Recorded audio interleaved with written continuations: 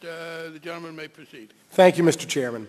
Mr. Chairman, my amendment to H.R. 1728, the Mortgage Reform and Anti-Predatory Lending Act, would give state attorneys general more authority to go after violators of the law.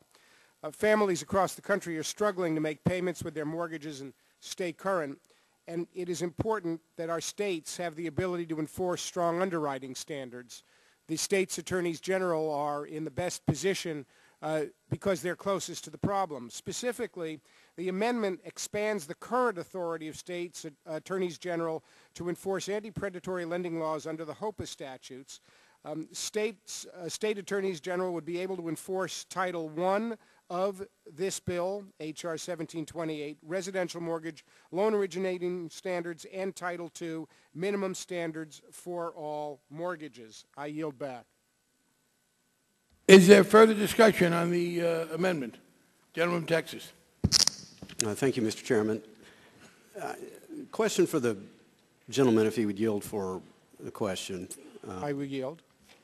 Would this then lead to potentially, if we have 50 different AGs brought into the equation, do we not, again, is this not the kind of preemption question? Do we not end up with 50 different standards of enforcement throughout the nation? Does the gentleman agree with that assertion? And if so, does he view that as a good thing or a bad thing? And I yield to the gentleman from New Hampshire. Well, the attorneys general would be enforcing the standards in the bill, so I don't really see it as a problem.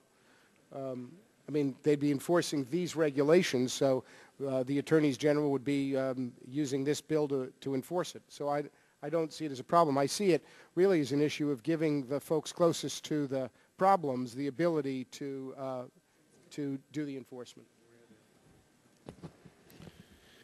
And as I understand it, I'm sorry, the sections that you are amending, if you could go into greater detail on to explain to me which sections that you're amending here. Is this essentially wherever there is a right of action, you would include the ability of the Attorney General to enforce as well? Is that what I understand? I'd yield to the gentleman. Right now, under TLA, the banking agencies and the FTC can enforce violations. This says when it comes to HOPA, the state attorneys general can enforce. It essentially says not only violations of TLA, but also violations of the new standards under this bill, and it's made specific to Titles I and II, so dealing primarily with the federal duty of care, the anti-steering, and the liability provisions, and then the other provisions in Title II. I thank the gentleman. I'll yield back. Oh, yeah, let me just respond briefly, which is our understanding is it allows them to enforce the standards in this bill. There is, by the way, some preemption in this bill. Frankly, it's controversial. We're trying to make it as narrow as we can and still meet our needs. But this does not generally empower state attorneys general to enforce federal law. Only those provisions of this bill, including WIPA. Is there further debate on the amendment? If not, the question is on the amendment offered by the gentleman from New Hampshire. All those in favor will say aye.